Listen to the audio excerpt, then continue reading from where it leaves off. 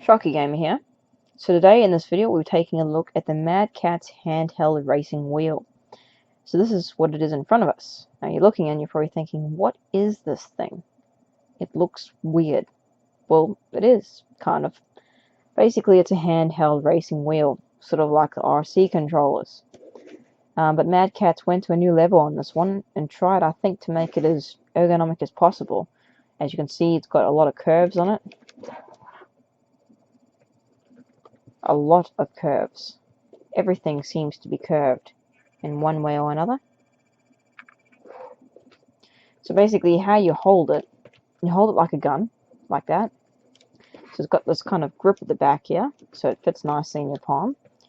Your thumb can basically get these buttons here, which is your circle and your square. On the inside here, you've got a triangle button. And of course you've got your throttle and your brake.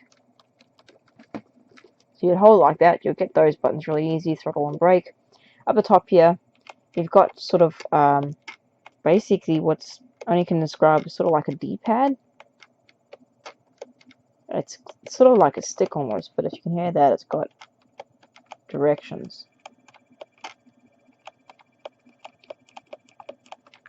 You've also got your select and start buttons up here, L1, R1, and you've got the X button.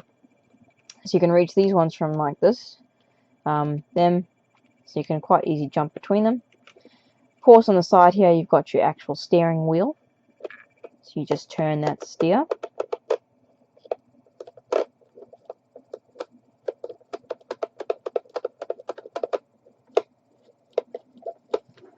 On the top of the controller, you've got the Mad Catz logo just there. So that focuses. There you go, Mad Catz. The little paw print there.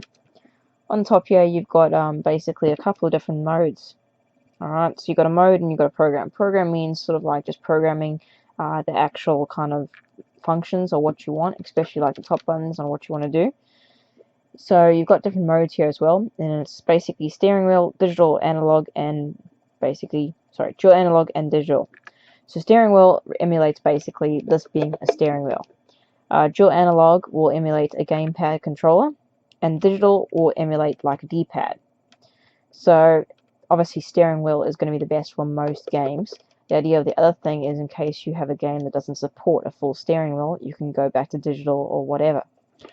You've also got some more buttons on the side here, which are basically your L3, L2, R2, and R3. And R3 and L3 are basically like normally on a gamepad when you push your sticks down. Those two buttons are those.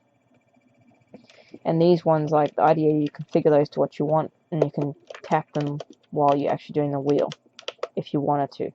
Or you could just forget about them if you didn't need them. So it's got a long cable as well, for PlayStation 1 and 2. There's the port on it. Looking at it, it's really a weird looking thing. Using it, I have to admit, it's fairly comfortable to hold. It's not that heavy at all either, which is nice. It's actually quite a light controller. The cable will make it heavy, but once that's spread out over the floor and going to your console, you won't really notice it that much.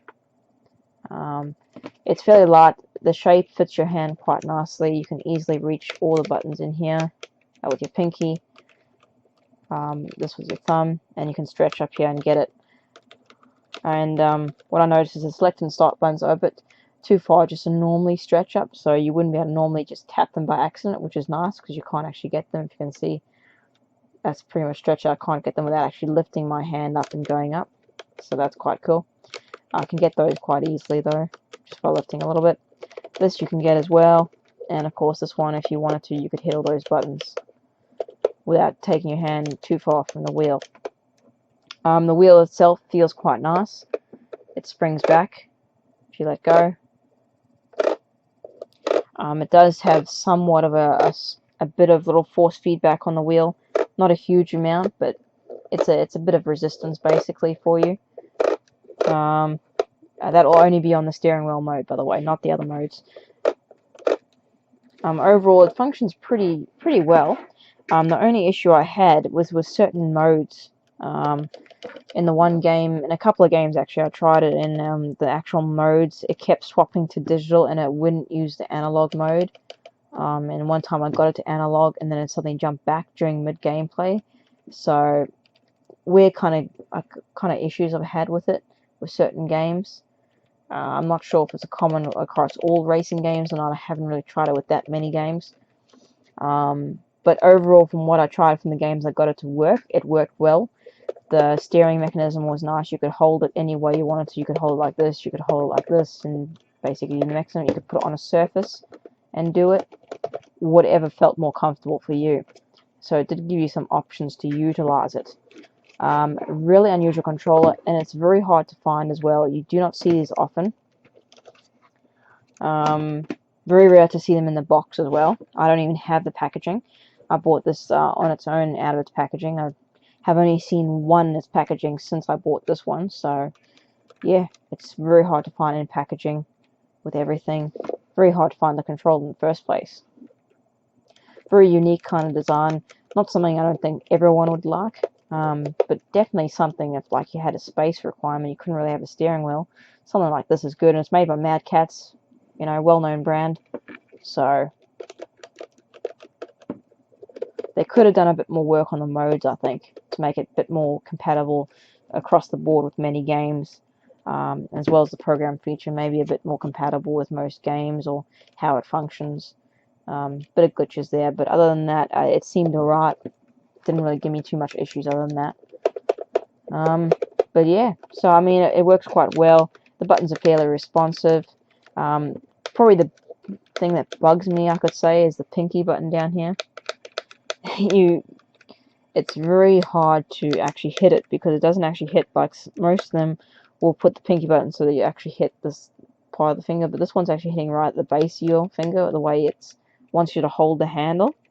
So you are basically trying to squeeze your pinky onto the handle. You're just trying to squeeze it more to hit that button, or you're trying to just hit it like that. So it can be awkward to hit that button at times.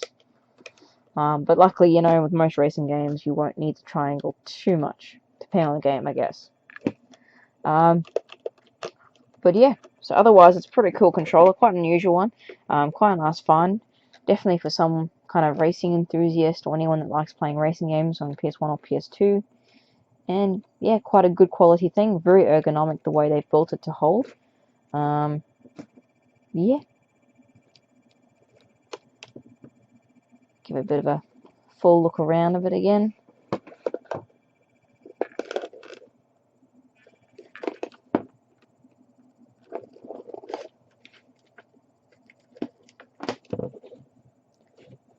But yeah, otherwise a very unusual controller. Pretty cool. Anyway guys, thanks for watching. I'm Sharkie Gamer. Don't forget to subscribe. I'll have heaps more controller and accessories up very shortly. Leave a comment down below if you'd like to. If you liked the video, then hit that like button. And thanks again for watching, guys.